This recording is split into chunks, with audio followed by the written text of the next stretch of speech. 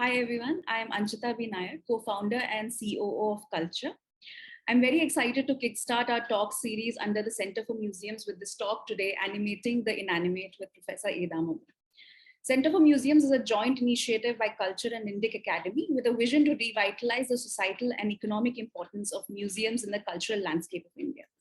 Today, I'm very happy to be in conversation with my mentor from my alma mater, IIM Bangalore, who has also been a mentor to culture since its inception, Professor Damodaran. Professor Damodaran has been faculty with the Indian Institute of Management, Bangalore since 2005. He has also held academic assignments at several universities. He was also an Obama Singh Scholar in Residence at the University of North Carolina in Chapel Hill, where he worked on policy dimensions of heritage arts of India. He has recently published a book, Managing Arts in Times of Pandemic and Beyond, that discusses the managerial dimensions of arts organizations both in India and abroad, against the backdrop of COVID-19 and in the light of advances made by digital technologies such as blockchains. Good morning, Professor. Thank you for taking time out on a Saturday morning. Thank you. You've written this wonderful book that highlights the interconnections of the museums, arts, and society. It touches upon the management systems of museums and biennials through various case studies based on the Montreal Museum of Fine Arts, Guggenheim, the Victoria Memorial Hall, and Kochi Muziris Biennale. It also goes into topics like virtual space technologies and blockchains in the domain of museums and art, particularly how it is challenging the bispatial art organizations and changing the strategic direction of large art organizations. And that's what we really would like to talk about today, how museum sector is at the verge of changing. Here, I have a few questions based on your book, and let's just dive right in. There are many who wonder as to how on earth non-tangible digital artworks can ever replace the real world artworks. What are your views on this? Look, a lot of people get habituated to certain things, and then it becomes normal for them, right? You take any habit, even habits change very imperceptibly. You don't even realize that your habits are changing. There was a time when I used to always carry a notebook and a pen, and I used to think that that was good. That was good to take down notes and all that. Today, I don't carry it. I'm just taking a mobile phone and just keying in certain things. I mean, the language is very suspect now, the way I key it in. In good old days, when I used to have a notepad and I used to take down certain observations in the field, I used to be very conscious of the sentence. You know, the sentence has to be perfect and all that. Today, it is all keying in telegraphic language, and the language goes for a toss. And I used to think that this is just not acceptable for a few years. Now I find that how on earth did I carry a pen and a notepad, such a clumsy thing? And how was it that I was wasting a lot of time improving my the way I was expressing it? I sometimes keep wondering, how did I do all that? So I think that is the real issue. Change is not welcome to begin with, but as it seeps in, and there is some external circumstance that makes it happen, then it becomes part of your system. Now, asking about digital art did not start the last 10 years or so. It started with Andy Warhol. Andy Warhol in 1980s, he went for digital art in a big way. But he used his Commodore computer to generate some wonderful images. At that time, there used to be a very rudimentary software. They did not call apps. Apps came much later. He used the brushes and the line graphs and line graph tools and all that, and created Marilyn Monroe's, the fabled image of Marilyn Monroe. So this is something which Warhol started in 1980s. That is my point. Now, Warhol is a primordial, if I can put it, digital artist. I mean, to begin with, he was much more than that, but that was the beginning. Then it lay low for quite some time, and Warhol's video art, he called it video. I mean, the category called video art, never found any currency anywhere. And I mean, of course, because he was Warhol, people said that, he has produced a great video art, but it did not enter the mainstream arts world. Video art was just recognized a few 3-4 years ago in the Venice by the Venice Biennale. So that means that even established arts institutions take a little while to adjust to the reality that, arts is not just classical masterpieces. It is something much, much more than that. It can be digital. First, they had an objection to abstract art. And now they said, no, abstract art is very good. It is better than realism. They said, it is not faithful reproduction. Then they went on to say that, okay, abstract art is accepted, but absolutely unacceptable. This thing called the video art, it is just a device. I mean, just recording certain things. But over a period of time, they accepted it. And now it has become part of the Venice Biennale, and it is mainstream. So everything becomes mainstream only with time. Now, what has really kick-started after Warhol started in 1980s, there was a lull. You won't believe it, the last 2 years, 2020 March onwards, digital art became phenomenal. And that was because of COVID. Right. People, museums, you couldn't go to museums.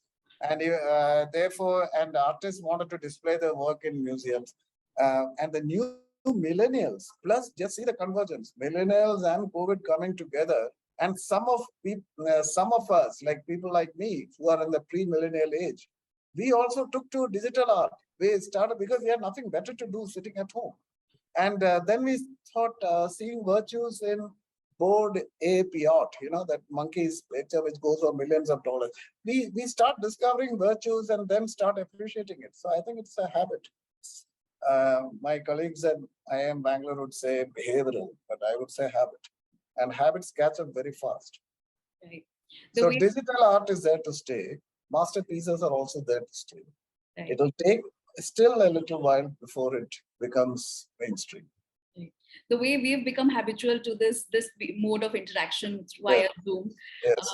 We are live on Facebook as well, and we'd like to tell our audience that we'd like this to be a participatory sort of an event. So if you have any questions, please put them in the comment section, and we would take them up towards the end of the talk. Moving on, in your book, you have talked about the use of high resolution images and interpretative digital technologies, even in the pre-COVID-19 phase, with the pandemic adding further stimulus to the application of these digital technologies. How have digital technologies been applied to museums as a sector? How have they evolved over time as well? See,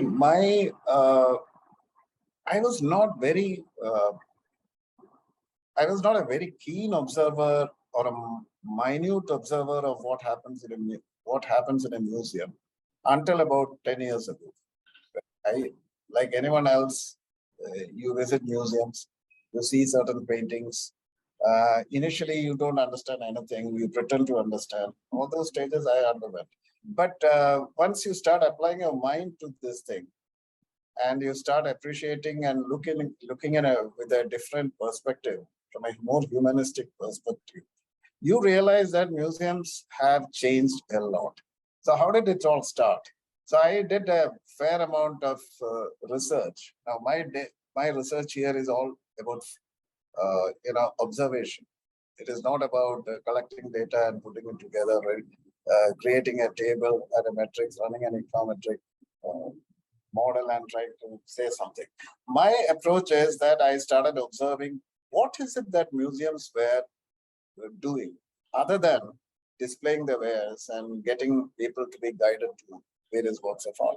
Museums used to do a fair amount of documentation, and it could be a exhibition, a curator's notebooks. It could be a descriptor of a painting or a sculpture, or it could be provenances. Right? Provenance is a very important thing.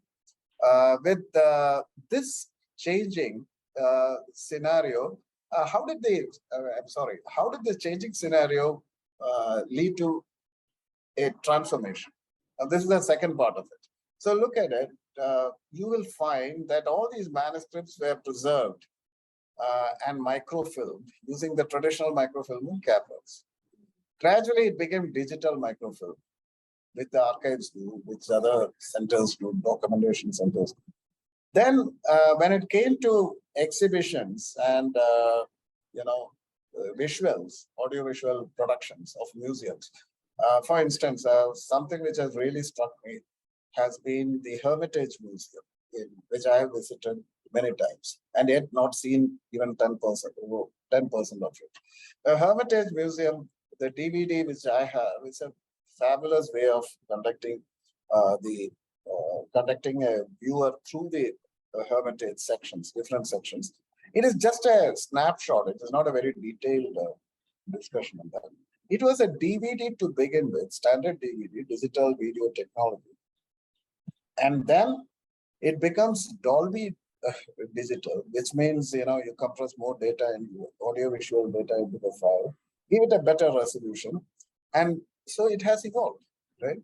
And then you have a situation where a lot of things which came later with 3D effects. Now that was happening sometime around 2016, 2017 in a big way in certain museums, especially the MoMA in the United States and other big iconic institutions.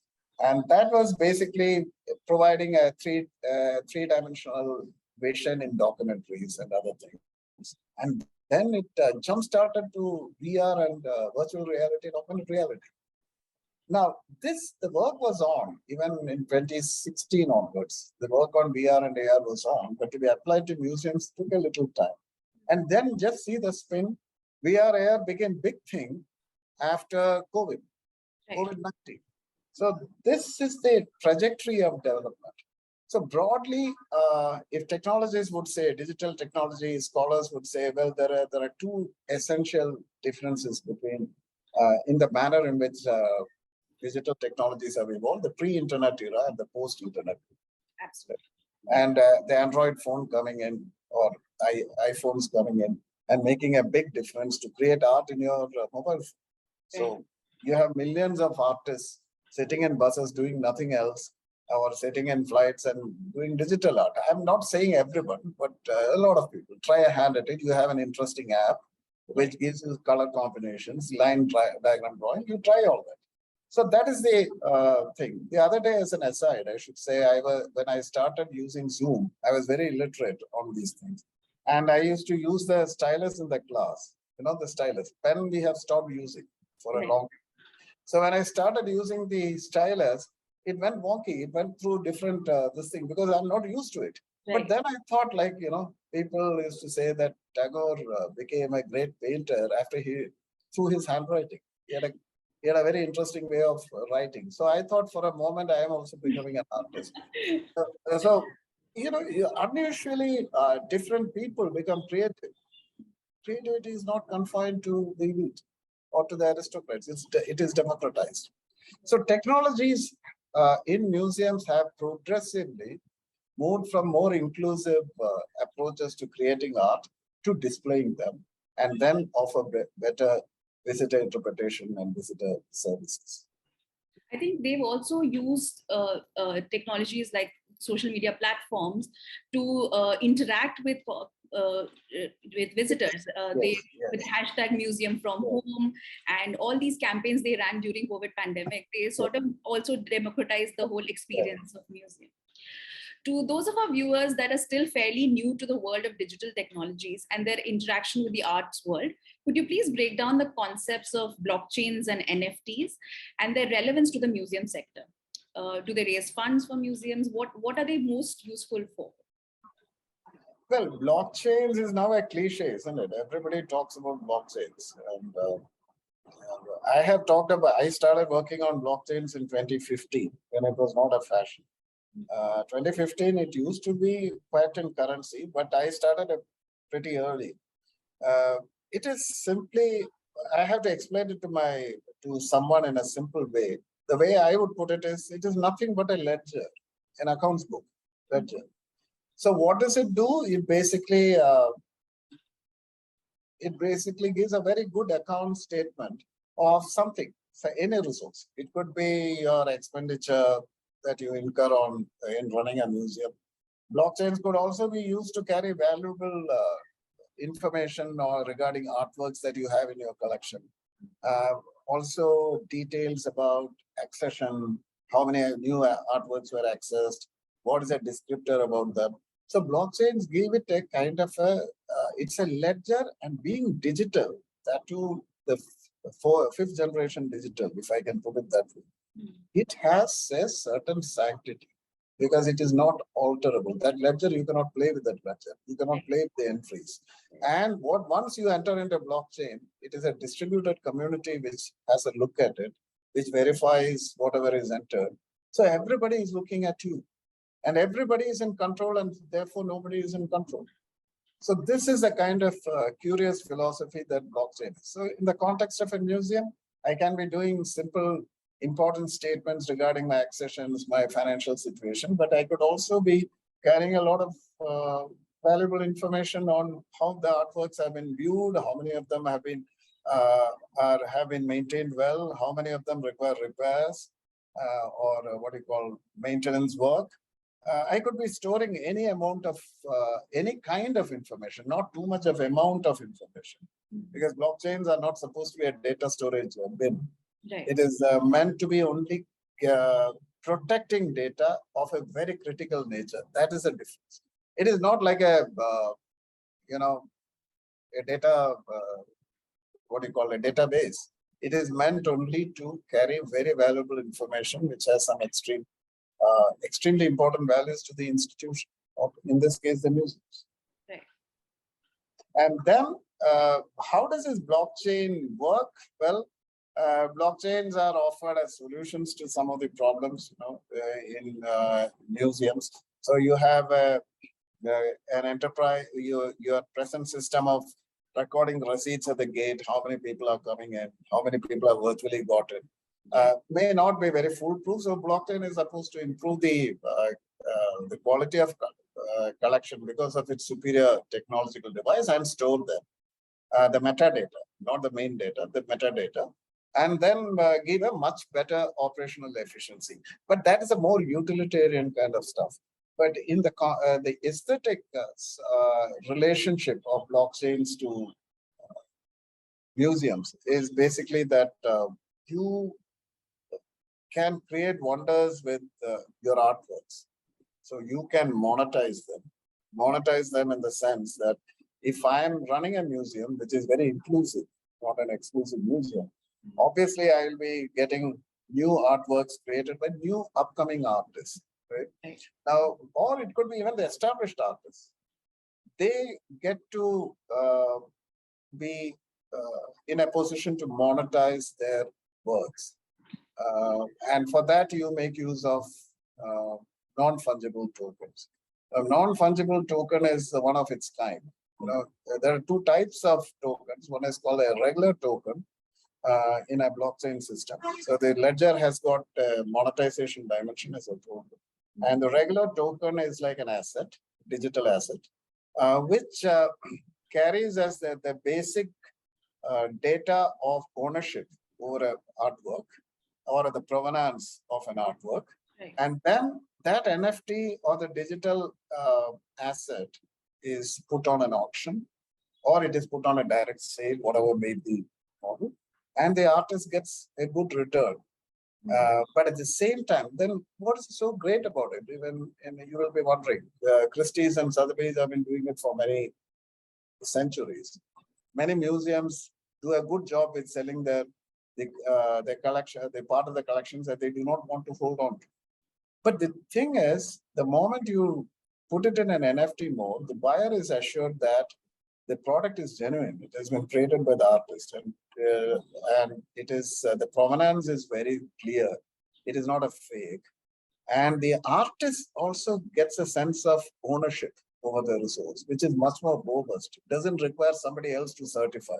Right? So in that sense, blockchains and NFTs can be of great relevance. So blockchain is a ledger, NFT is the monetization part, And why NFT? Because it is, as I told you, every artwork is unique. So you need a unique token, and that unique token cannot be just substituted with another one. Right. For instance, we know that people, and I've discussed all in my book, he produced a token. I mean, he produced a work which was a modern art, and he put it up. People bought it, and actually they did not buy it in the traditional way, collecting cash and then settling it after a long period. They just did it through NFTs, and people got what he wanted. The auction house also got something because of the transaction as part of it. But the NFT was, the service provider of the NFT was different. They were not from the museums or the auction floors. And they charge them for the services of crafting, minting an NFT, as they call it. Right. And then putting it on sale and benefiting the artist in the process. So that is how this works. Blockchains and NFTs. I think some museums have also started creating a digital version of masterpieces so that collectors can own at least the digital version, even if the real physical version is in the museum. So that's also an interesting way to monetize your collection. Correct. But, it's not very fundamentally different. For instance, if I take a painting, the famous painting of famous painting Screen, and I convert it into an NFT, it is like getting a print of the screen from the museum. Right. When a museum gives that, for instance, MoMA or Metropole, National Museum in Delhi, gives out, say, Jatin Roy's painting, a print of Jatin Roy's painting, you can be assured that it is not a fake. I mean, it has some kind of an authority. It has got a provenance which is coming from, the copyrights are very firm and all that. Whereas if you go and buy it from a street, you're not sure whether you really have the heart of the artist in that print. Right. So when I look at a print of A. Ramchandran, who is one of the most brilliant artists after the earlier Raza and I bought a print from National Gallery of Modern Art, and it was just one print, but I bought it because I thought that the soul of Mr. Ramchandran is also seen. Yeah, I mean, I can feel when I look at it because it is authentic. He has authorized it. The print is authorized by him, and there will be a signature. Right? That's the same thing which is being done in a different way in the NFT, but with more assurance, reassurance, that this is real stuff. It is with the will of the artist that this print has come out, not a fake print. And these are some of the aspects that I have discussed in my book. You've also discussed virtual museums in your book. In your opinion, why is the philosophy underlying a virtual museum so different from that of a regular museum?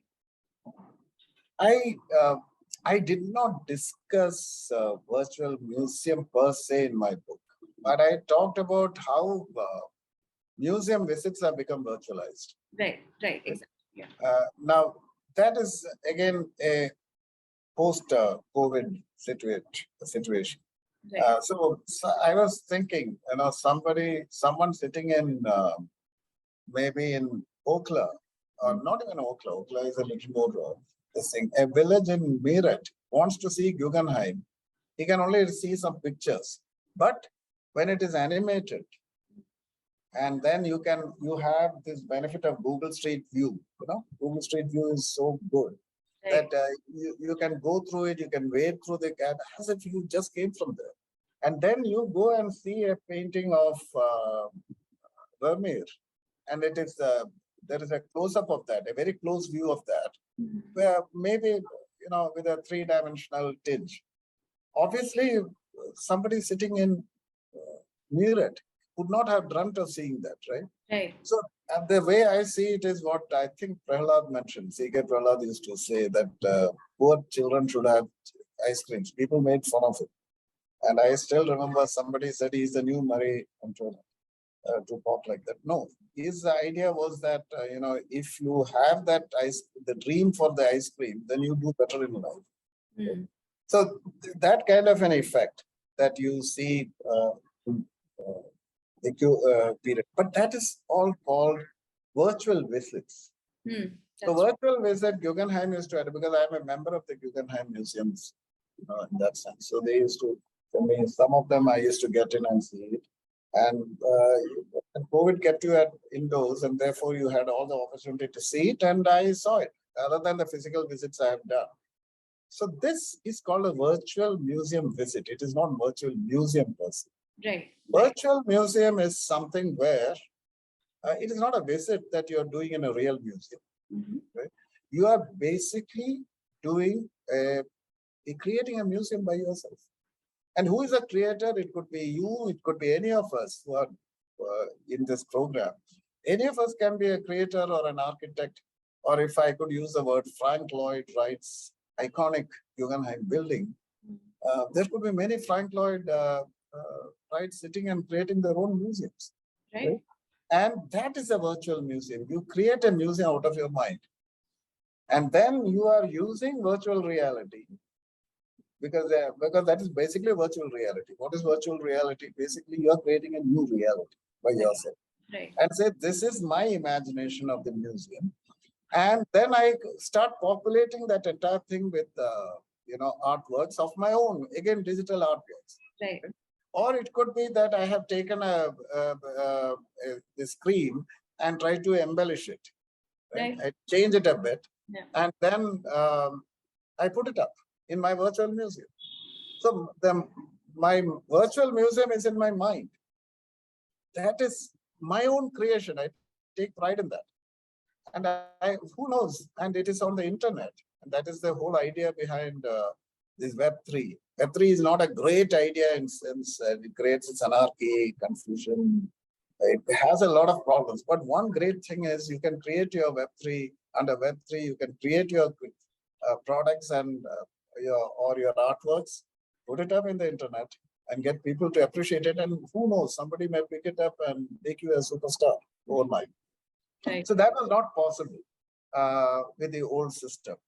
And virtual museum, therefore, is a totally different creation. Now, how is it different from regular museum?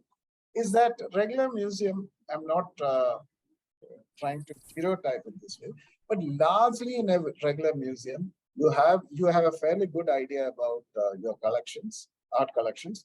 And then it could be visual arts, it could be fine arts, it could be all the sculptures, paintings, etc. The way you arrange it around a theme and the way you keep moving it according to a certain, or start positioning it in such a way that you have new and new imagination coming up every time you visit a museum. This is what a real museum is. The real museum looks at its real products, real resources, and place it around for it to have a creative spin on it. Virtual is absolutely nothing real about it. It's completely created in your mind. Right. So it is different. So that's what I'm trying to say. There are a few museums who are trying a hybrid model where they take their present physical collection and they, like you said, they embellish it with virtual. That is augmented. That is augmented reality. And no, they add to it. Artists take the thing and they're inspired by the original and they add to it, make their own, and create a virtual exhibition of itself by itself. And that's something like a hybrid approach. What are the digital platforms and tools that you think can be applied to virtual museums? Virtual museum, tools are plenty. You have architecture-related tools using stylus and things like that. You have seen the way it works. Augmented reality, particularly, you can create it, you can spin it, or you can extend your existing object in very different ways. So any tool which is important for doing your augmented reality kind of stuff is an essential thing for a virtual museum to happen.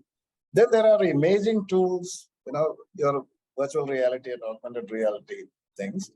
Then you have what is called as a this blockchain thing, digital ledger, to monetize collections at the gate, collections at the exhibition, and so on and so forth.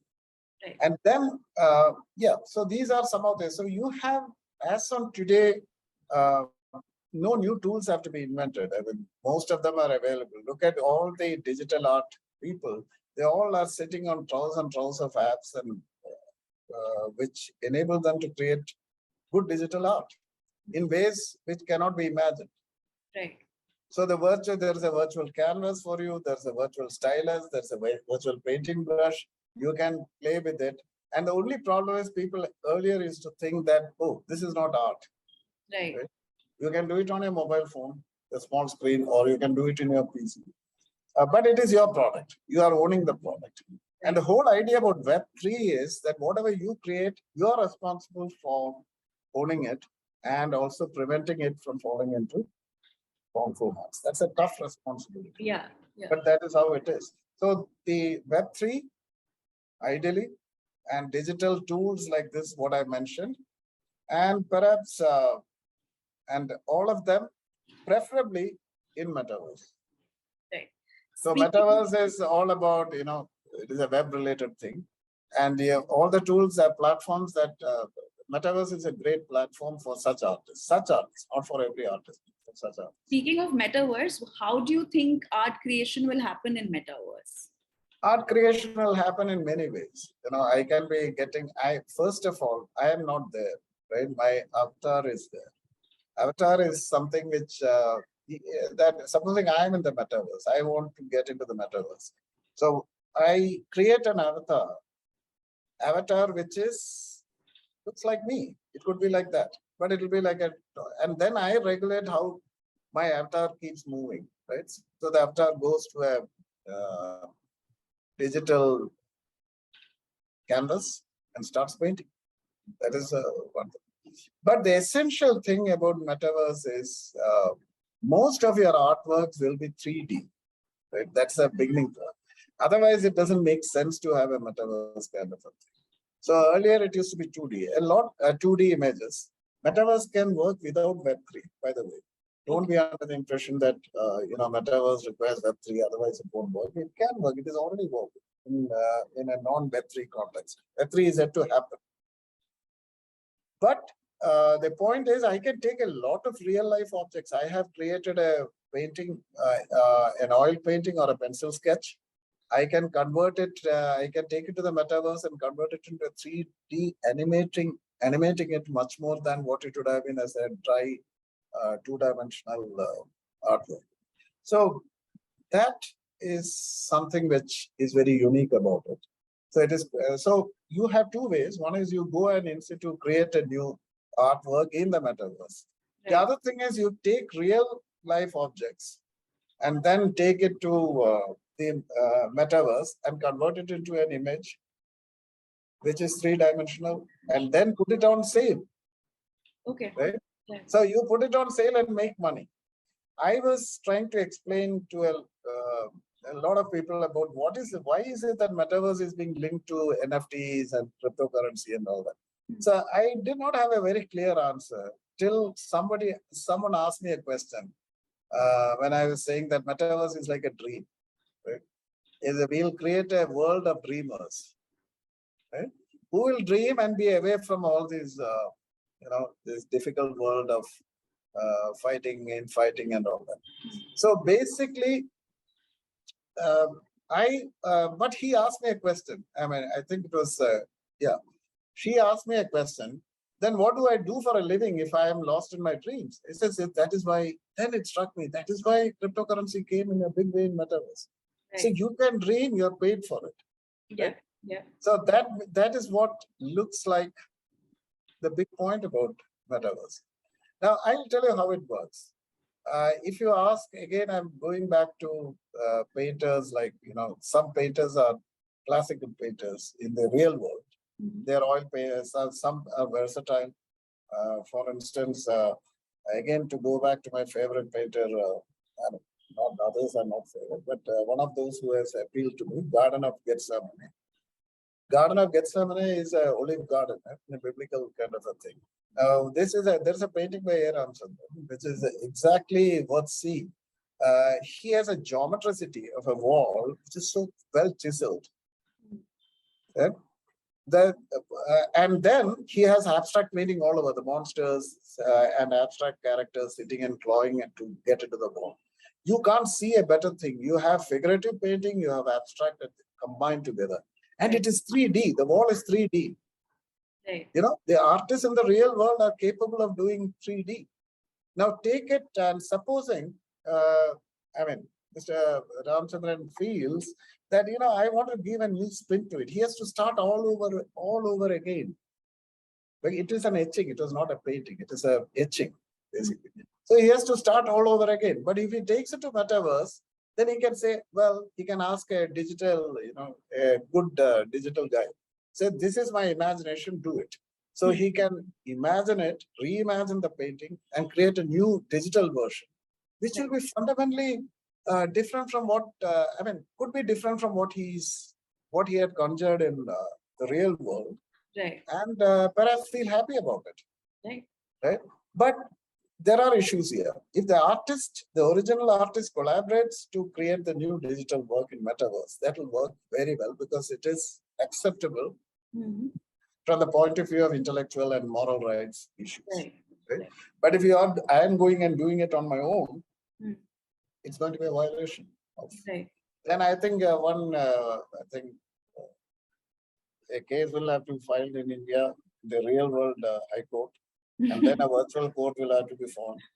But you know, those are things which lie beyond our imagination at this stage. Right. I think we should have a different another talk about the intellectual property issues that would come with something like that.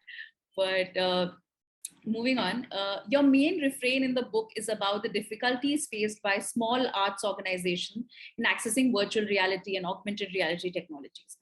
Can you explain a bit on how economic affordability is a constraint for small galleries and museums? You mean the digital? Yes.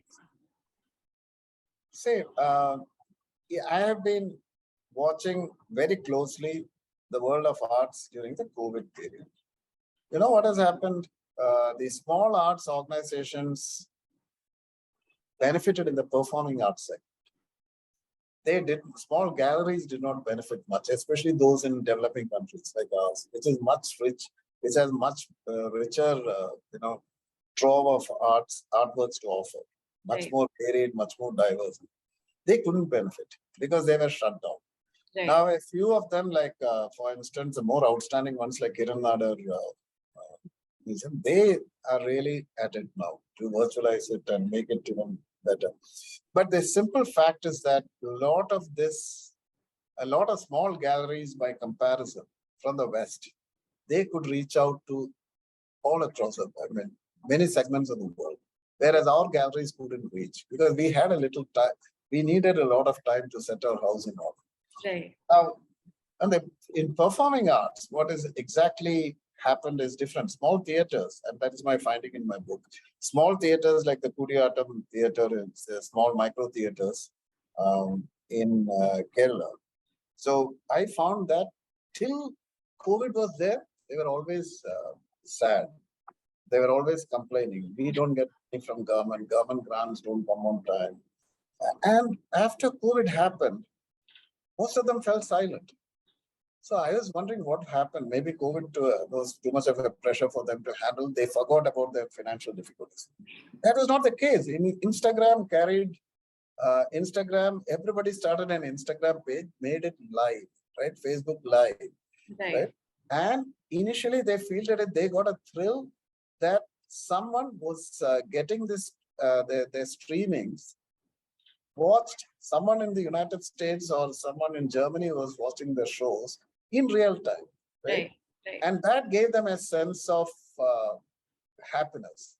Later on, that happiness turned into money because these people are so impressed by this work, which would have otherwise meant that they should travel all the way to get it. They send donations, and the government of India, to be fair, government of India said, "You keep that money. You keep that money. We'll also not cut down your grant. They're not going to increase it. They're not going to give you, but you can give. You can take this and make your revenue streams." So performing arts, it did well. Small galleries couldn't do well.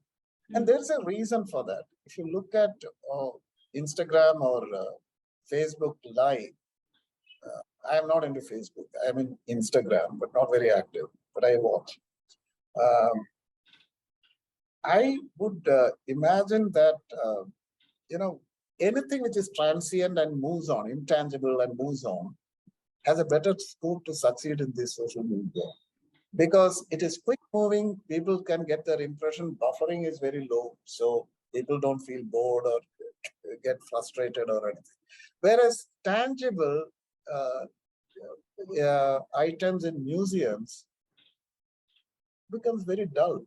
So how can you make it live unless you back it with AR and VR, right, and make it get it to animate? So this is a structural problem, and this is something which our museums need to address. So I've been talking to the Victoria Memorial Museum director, a very erudite person, Janto Samgupta. So he also said the same thing, that it is not something which works out fine. I mean, for us. But museums did not get that kind of a surge, and galleries did not get that surge, which should have been there, which has been observed in the with the performing arts theatres, especially the small theatres. Right. We have a few questions from the audience. Shall I read them out to you? Yeah. Debalina Bagchi asks, with the scope of museums and art displays changing rapidly, how should the study of art history change to accommodate the changing landscape of museums? For someone studying the subject, what would you recommend? Well, this is a very interesting question, because art history is one of the most fascinating subjects. And to be, for an outsider to get in, and learn, other than unless she or he is part of a educational program, is difficult, right? And now, why is it so difficult? Because the reason is, when you are talking of art history, good programs have been brought out. Google Arts and Culture, they have a good way of approaching these things. But art history is not about one object and focusing on it. It's generally the sweep which is very important. Right. So if you are explaining a lot of these things, you yourself say that let us go and explore it in the, I'm just imagining in Metaverse. And for instance, let us take modern art in India, paintings in India. So we want to look at that segment and how it has evolved over a period of time. Or we look at realism school, we want to get into it. In Metaverse, you can have the images. So the way to go about it is, you can create a new virtual reality of your own museum, right? As the professor or lecturer imagines, and saying, in this hall, I am putting, I'm putting Namlal Bose, I'm putting maybe, S.H. Raza. I put all of them in that art, and I'll juxtapose it, and in my own way, which adds to which supplements and enriches my explanation, right? Right, right. So this is quite possible. So in a virtual reality room, so virtual reality is your own typical an exhibition hall. Mm-hmm. Conceive everything and reduce it to a museum, your art history course, right? And a museum of your own creation, and then depending on art history is taught generally in a sequential, in a temporal way, temporal sequence. But it could also be taught in various other ways, like spatially, how does it adjust? How does the spatial temporal dynamics change? You can play around with a lot of combinations. So if an art historian is very imaginative, which they are actually, but they don't have that scope to go and show everything in a museum. Here you can do it in a museum, then get the students to go to the real museum and appreciate it better. Right.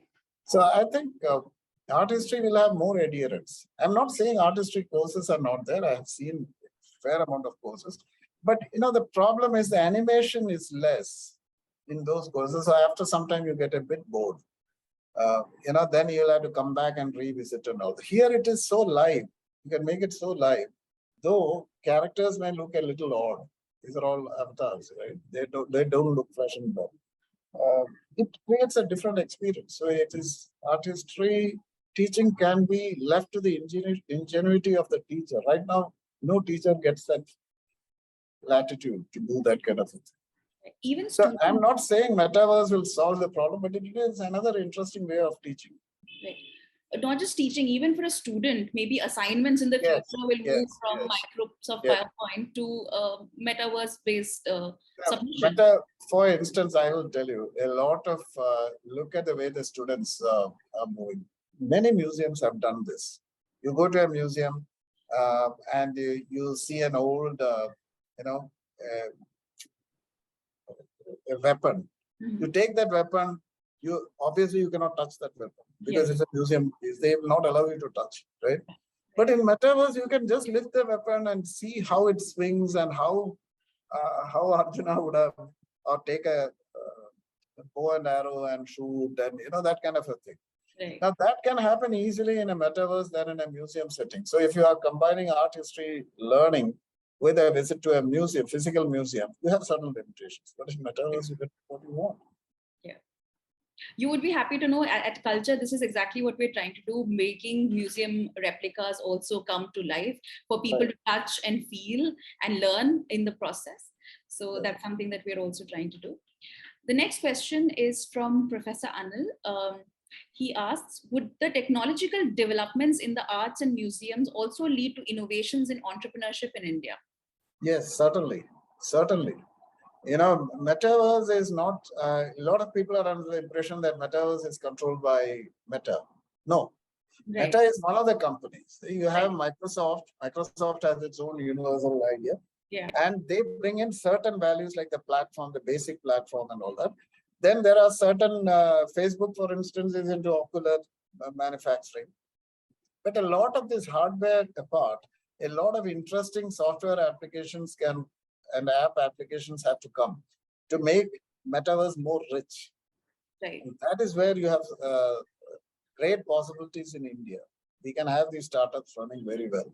And India's, you don't need big companies to do that. You can do small companies. And the creative capital, as I defined in my book, is best expressed in the case of museums when we do that. More of interesting applications coming in. You need a lot of startups in that space. And again, which form of art? Is it visual art, or is it graphic art, or whatever art? For every genre of the art, you can think of infinite possibilities. Right. Actually, cultural entrepreneurship is at such a nascent stage in India that there are so much potential in every sort of subsector of museums and heritage. Yes. Nilesh Wagmare asks, from a tourism perspective, how do virtual hybrid museums, digital art can enhance visitor experience to increase footfall at museums? Digital art can do it in two ways. Now, I told you about, I didn't tell you about that. There can be a virtual museum, which is an ideal thing, and more ideally in Metaverse. But you can also have existing museums where you have a virtual reality, right, which introduces people to the digitized art forms and the digitized platforms and all that. And then you move into the real hall. Then go use your Google Street and do what you want. Okay. So this is a very good idea, because in the metaverse you can, or in the virtual reality, you can show, through a virtual reality display, you can show that this is the whole point about this museum, right? And then let us start exploring this section in pre-modern art. Right. Then the student goes there, studies, takes down notes. So in the virtual reality, you can compress a lot of things in a very, in a very communicable way. Right. Because you can see which segment is located where and which one is there, the sequence, everything is done. And the student here has to only go and take up something which interests her. Right. And you specialize in that. Even even within the existing museums, virtual reality can be used to annotate, augment the Yes, existing. you And I can, think you you can, you mentioned can. that in your book as Yeah. well. So Inavamsi Inaganti says, I really like your idea of a personal museum for every person, but how deep into the general population will this percolate into? I feel it will be limited to enthusiasts or probably the tech savvy. Even if we use a no-code system, getting people to start is really hard. Well, I agree, because literacy is going to be a big problem. Digital literacy is going to be a big problem. But the interesting collaborations which are happening in across different segments of the world. The real world artists, as I told you, are collaborating with digital technology specialists. They work together and co-create. Right. They do and create reinterpretations of existing works. Right. So you don't have to be really into digital. You are going to get a lot of enterprises in India which will help you to translate a lot of your real world work into digital arts, and maybe reinterpret them or reimagine them in ways that the artist likes it to be done. Right. So I have found that a lot of real world artists, not lots, but many, who would not like to play with the stylus and things like that, or like to sit behind this, Oculus. They will be enthused to participate, even if they don't understand the thing. I have a concern that, I like the point that you mentioned. Yes, democratization should happen. Indirectly, you're saying that a lot of small artists, upcoming artists, they have no way of projecting their work. So if there are sufficient number of small enterprises doing that, that will be a great thing. That, and not because they learn everything about digitized art forms and they know how to play with those tools and all that, but they get people to do it. So a lot of creative talent, creative capital can be generated by these enterprises. Again, the startups, hand-holding and helping people who don't want to get into the mess.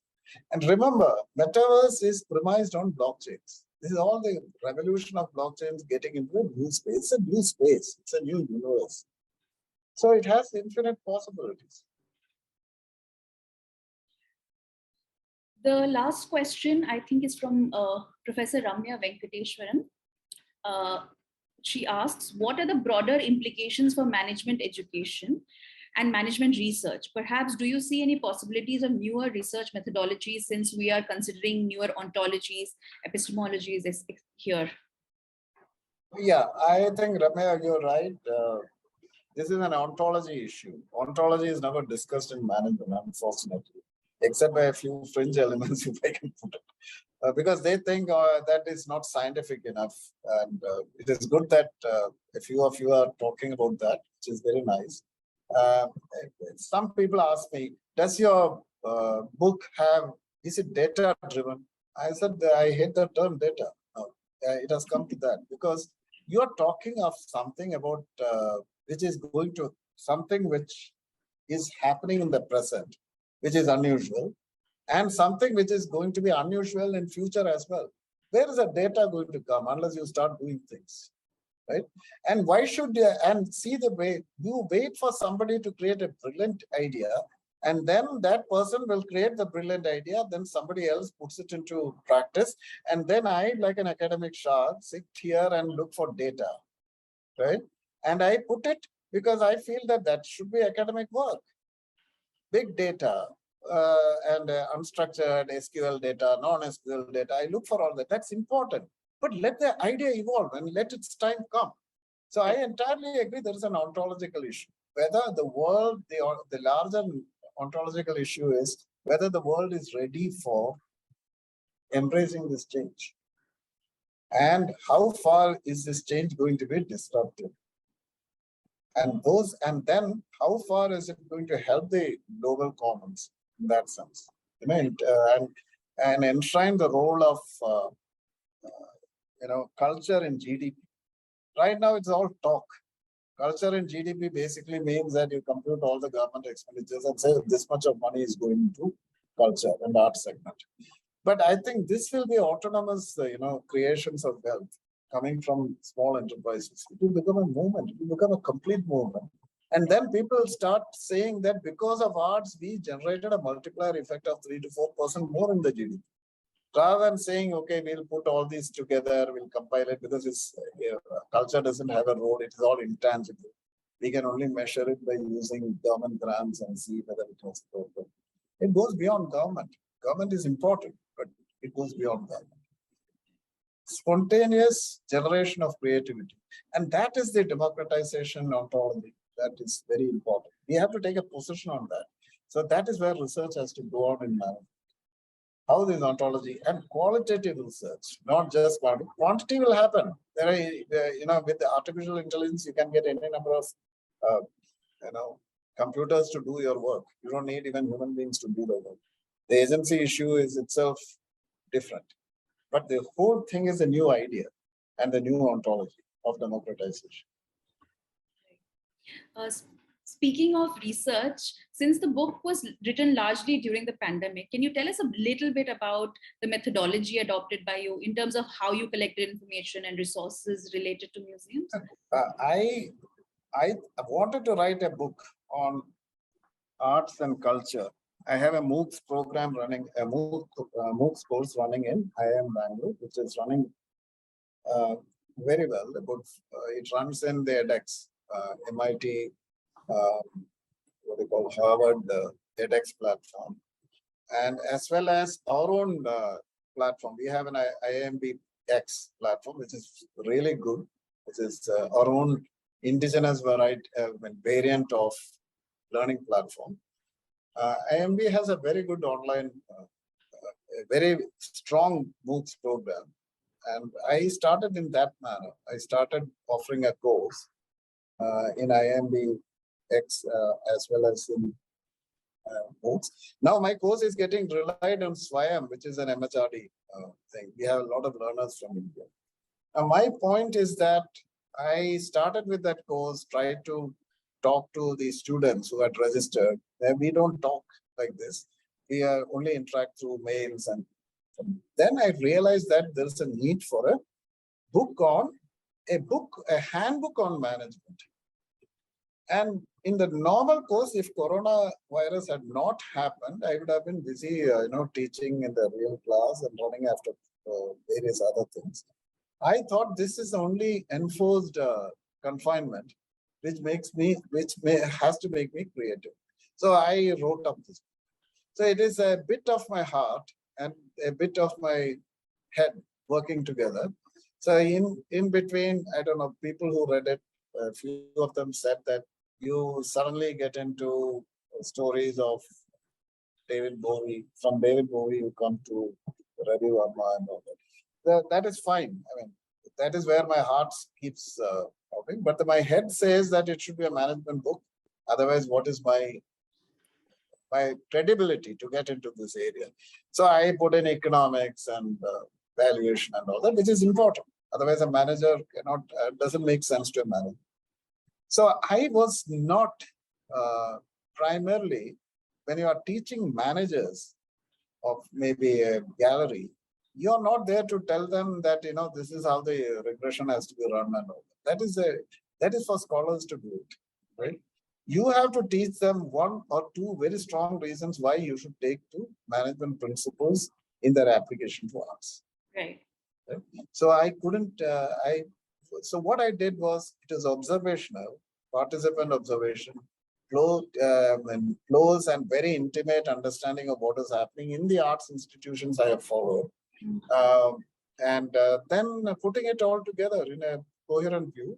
And I also put the importance of data. It's not that I am against data, but there is one appendix which talks about how the Mariinsky Theatre's pricing system was. It's completely principal potential analysis and logistic regression and all that. I have put it, because otherwise people think this management is all about this. So I have said that management is also about that, but we need to have a new way of looking. Managers need to be trained in a way which is different.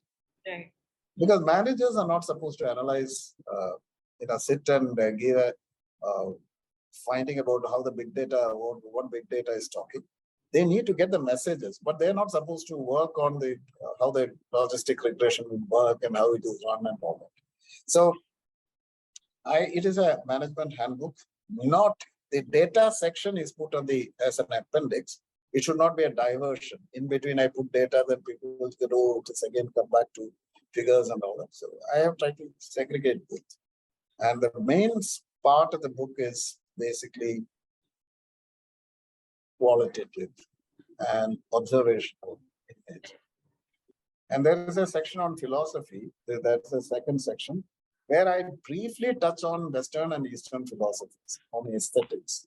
And then finally, I end up by saying, why should managers try to understand Plato? Or why should they understand? Why should they understand Heidegger? Or why should they understand Bharata?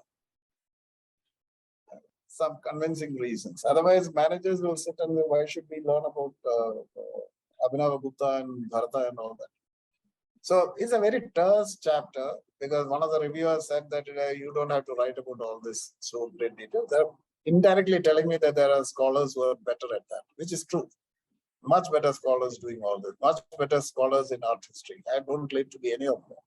I only want the arts world to stop complaining that they don't get money. So that is a purpose. And that can't be put in terms of too much of rigorous, data analysis. Right. So this book is absolutely wonderful. We have put the link for the book in the comment section. Please have a look. We are also conducting a book launch and symposium on August 26th at the India International Center Annex in New Delhi. If any of you can join us, please do join us. Thank you, Professor, for such a lovely discussion. I think this was the most exciting way we could have kickstarted Center for Museums. So thanks a lot. Thank you. Thanks a lot. Thank you so much. Okay.